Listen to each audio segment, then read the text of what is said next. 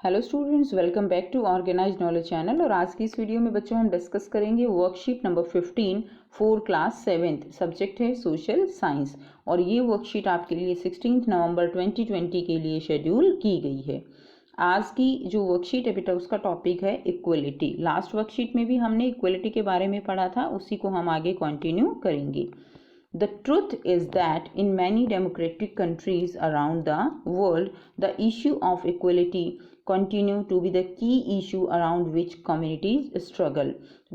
आज भी जो डेमोक्रेटिक कंट्रीज़ हैं हमारे संसार के, ठीक है, वर्ल्ड में आज भी डेमोक्रेटिक कंट्रीज़ हैं, उनके अंदर इश्यू है किसका? इक्वलिटी का। और उसी को लेकर कुछ कम्युनिटीज़ वो आज भी स्ट्रगल कर रही हैं। So for example, in the United States of America, the African American whose ancestors were the slaves। तो जो अमेरिका का, इसमें यूनाइटेड स्टेट ऑफ अमेरिका का एग्जाम्पल दिया गया है कि उसमें अफ्रीकन अमेरिकन जो लोग हैं, whose ancestors were the slave, जिनके जो एंसेस्टर थे, पूर्वज थे, वो क्या थे? वो स्लेव्स थे। ठीक है, जो अमेरिकन लोग थे वो उनको लेकर आए थे, who were brought over from Africa, Africa से उनको लेकर आया गया था।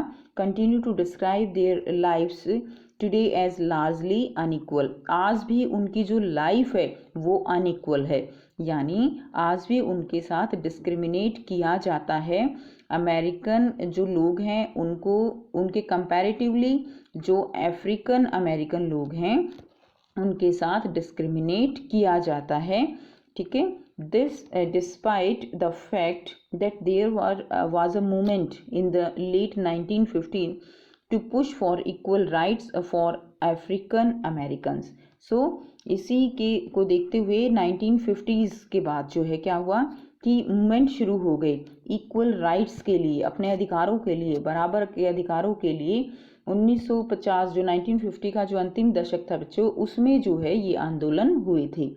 Prior to this African American were treated extremely unequally in the United States and deny equality through laws।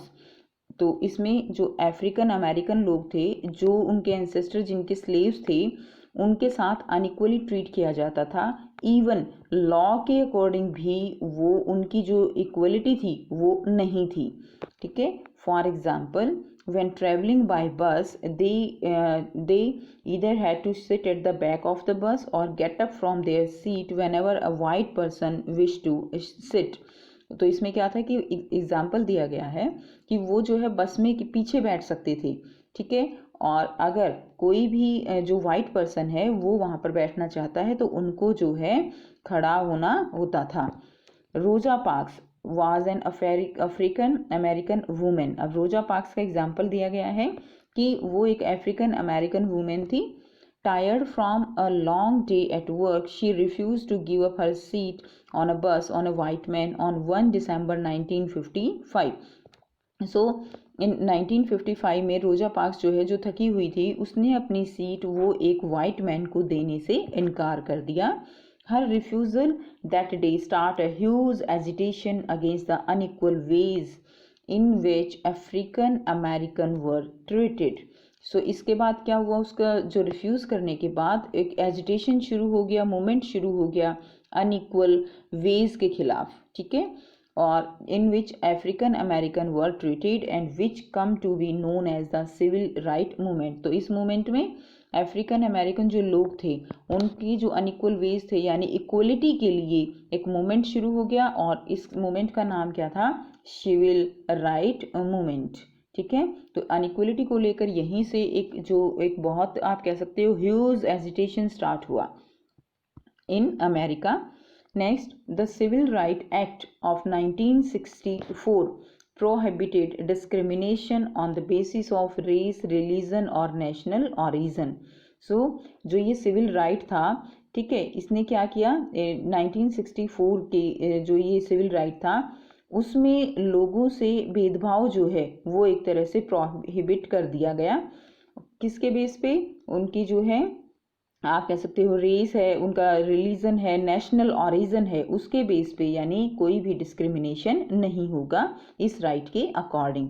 It also states that all schools would be open to African American children and that they would no longer have to attend separate school specially set up for them. और उनके जो बच्चे थे, बच्चों अफ्रीकी American जो लोग थे, उनके बच्चों के लिए स्कूल भी अलग से ओपन किए गए थे। उनको हर किसी भी स्कूल में जाने की इजाज़त नहीं थी, तो ये भी वहाँ से प्रोहिबिट कर दिया गया, ये भी हटा दिया गया। ठीक है। However, despite this, a majority of African American continue to be among the poorest in the country. तो अब भी जो है काफ़ी लोग जो वहाँ पर हैं अफ्रीकन अमेरिकन लोग, वो वहाँ पर इस तरह के स्कूलों में बच्चों को भेजने के लिए मजबूर हैं, क्योंकि वो आज भी गरीब हैं, ओके, पुअर हैं। Most African American children can only afford to attend government school. जो कुछ अफ्रीकन अमेरिकन के बच्चे हैं वो इस तरह जो गवर्नमेंट स्कूल्स हैं दैट हैव फ्यूअर फैसिलिटी, जिनकी फैसिलिटीज़ बहुत कम हैं, ठीक है, या and poor qualified teachers as compare to white student, और या उन स्कूल्स में पुअर जो है वो क्वालिफाइड टीचर्स नहीं है, ऐसे स्कूलों में वो आज भी अपने बच्चों को पढ़ाने के लिए मजबूर हैं। एंड जबकि जो वाइट स्टूडेंट्स हैं, white students who either go to private school, white students वो कहाँ जाते हैं, वो प्राइवेट स्कूल्स में जाते हैं और live in areas where the government school are as highly rated as private school, या अगर गवर्नमेंट स्कूल हैं उनके एरिया में तो वो बहुत ज़्यादा आप कह सकते हो कि वो डेवलप्ड हैं प्राइवेट स्कूल्स की तरह ही। ठीक है, तो यानी आज भी वहाँ पर डिस्क्रिमिनेशन जो है वो कंटिन्यू है। अब देखिए डेमोक्रेसी के सामने कुछ चैलेंजेस हैं, that is economic inequality and social inequality. तो इकोनॉमिक इनइक्वलिटी और सोशल इनइक्वलिटी वो जो है ये दो बहुत बड़े चैलेंज हैं डेमोक्रेटिक कंट्रीज़ के सामने। अब आपके लिए यहाँ पर एक्टिविटी दी गई है। Activity 1, our father of nation Mahatma Gandhi was faced same kind of inequality in South Africa. Collect some information regarding this. तो बच्चों ये आपके लिए एक एक्टिविटी गिवन है। जो हमारे जो हैं father of nation Mahatma Gandhi, उन्होंने भी साउथ अफ्रीका में इस तरह की इनइक्वलिटी फेस की थी, और इसके बारे में आपको कुछ इन्फॉर्मेशन कलेक्ट करके अपनी कॉपी में लिखनी है। तो बच्चों आपकी बुक में ये इन्फॉर्मेशन गिवन है, तो आप जो है वहाँ से इसको लिख सकते हो। नेक्स्ट देखिए, extract from articles 15 of the Indian constitution. तो बच्चों हमारा जो कॉन्स्टिट्यूशन है उसमें कुछ आर्टिकल्स गिवन है, कुछ लॉज गिवन है जो कि हमारे कॉन्स्टिट्यूशन में इक्वलिटी उसको जो है इंश्योर करते हैं। ठीक है, अब देखिए इसमें आर्टिकल 15 का एग्जाम्पल दिया गया है। अकॉर्डिंग टू आर्टिकल 15, आर्टिकल 15 क्या कहता है हमारे कॉन्स्टिट्यूशन में, prohibition of discrimination on ground of religion, race, caste, sex और प्लेस ऑफ बर्थ। ये आर्टिकल कहता है कि जो कोई भी जो पीपल हैं उनके साथ किसी तरह का डिस्क्रिमिनेशन उनके रिलीजन के बेस पे, उनके रेस के बेस पे, कास्ट, सेक्स या उनका प्लेस ऑफ बर्थ, इस बेस पे कोई डिस्क्रिमिनेशन नहीं होगा।